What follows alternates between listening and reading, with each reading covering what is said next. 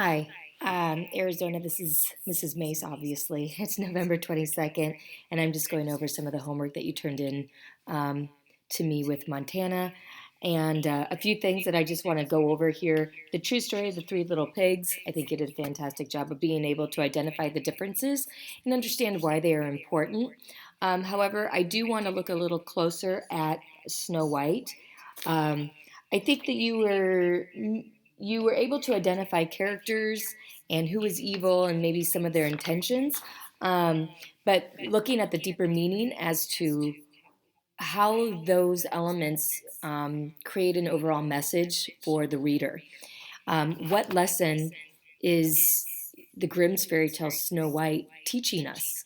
Um, is it teaching young girls to, um, you know, trust in a man to save them, such as the prince who comes along and saves the day and instantly falls in love with her, and of course they're going to live happily ever after, and he's going to protect her from anything evil. Well, in the fairy tale Snow, the author is a more modern day author and realizes that the Grimm fairy tale Snow White is a little outdated, and it's a little scary to always just trust in a man to take care of a girl. And that's where Snow comes in.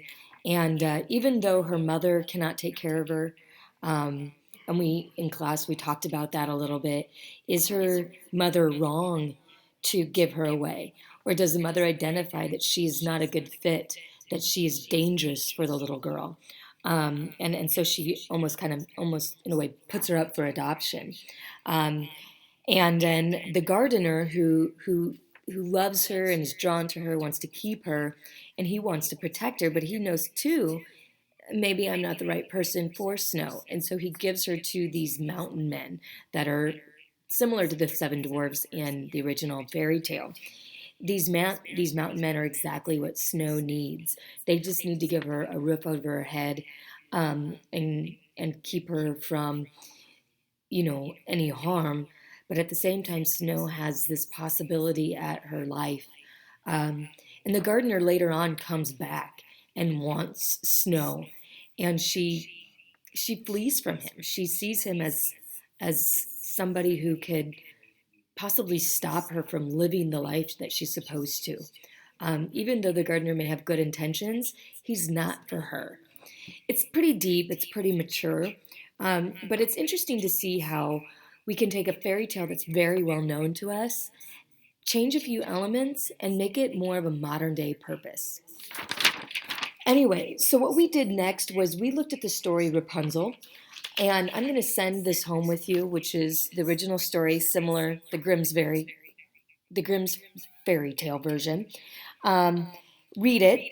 You may know the story, but may not know like every single element in it. So read that, and then I will go ahead and send with you the notes that we take together as a class. This is just a kind of a made-up graphic organizer, and the first one I fill out based off of everything we read here, and you'll notice how I create the description of each of the characters. I figure out the setting, what's the main conflict, and then I have six, I think it goes, whoops, I'm backwards here. One, two, three, four, five, six uh, main events that kind of lead to the conflict of the story. And then we have to determine what is the true meaning of Rapunzel, and what's the purpose that the author is trying to convey to the reader. Then what we did together as a group is we changed a few elements, similar to what the author of Snow did, except for we didn't make it quite so mature. And we chose to change, we kept all of the same characters so we could easily identify that this is still Rapunzel, except for we gave them some different roles. And instead of the witch being something evil, she is actually trying to protect Rapunzel. The setting we chose to keep the same. The conflict is a little bit different. And then we went ahead and we gave some different, it took a little bit, but we gave some different events that led to a different ending so that we had a different purpose that was a little more modern for today's age. And that's what we came up with. here, okay? And we felt like this is something that maybe kids or young girls could easily identify with. Because let's face it, most fairy tales are usually for little girls. Um, so I'm going to send this home with you. Basically, Arizona, what you're going to end up doing after you figure out Rapunzel and how we change things is I'm going to give you then a blank graphic organizer, which is very similar. You're going to choose a Grimm's fairy tale of your choice. You can do Rapunzel, you can do Snow White, or you can go back and just Google Grimm's fairy tales and you'll get a large list of them. And you're going to do exactly what I did here. First, you're going to fill out the graphic organizer telling me how you understand the traditional version of the story, and I need to also know that you understand the meaning of that story. Then you are going to change some elements in that story, not everything, just a few items to give it a new meaning. We started with a meaning. We started with what do we want to teach maybe young kids today? Um, Maybe you want your audience to be more for boys. Boys, quit feeling like you need to go save this girl. Let her save herself. Go do something else, right? And so you can maybe change the meaning to be something that's maybe more applicable to what we want our youth to learn today, or even adults for that matter. Sometimes we adults have to read some of these stories and relearn how to be good to one another. Um, and then you're going to fill out basically on the back side here, you'll refill out the graphic organizer based on your story. From there, you're going to go ahead and begin writing the introduction and the inciting event. I'm going to read those, give you some feedback to change, and then you're going to go ahead and write the rest of the story. I will also send home with you the grade sheet of all the requirements that your story has to hold. It's a 100-point project, and so it's something that I highly recommend that you stay in contact with me. Be emailing me, be sharing your document with me. I will be making comments on it, and then we'll get you to that final draft.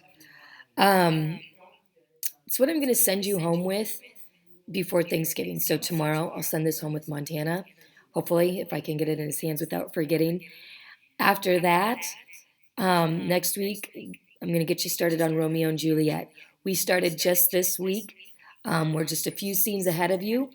And you might even see a few handouts to get you started in the folder, so get you caught up on some of those grades. Um, my goal is to be recording the sessions that I have with the students in class and send it home with you, so you are a part of the lecture. You're a part of hearing me describe what's going on with these characters. However, we already did scenes 1 through 3, and so I forgot to record them. So I might just do that on my own, or maybe have some of the students even summarize it for you. Okay, I hope you get this, and please don't hesitate to ask if there are any questions. Okay, bye.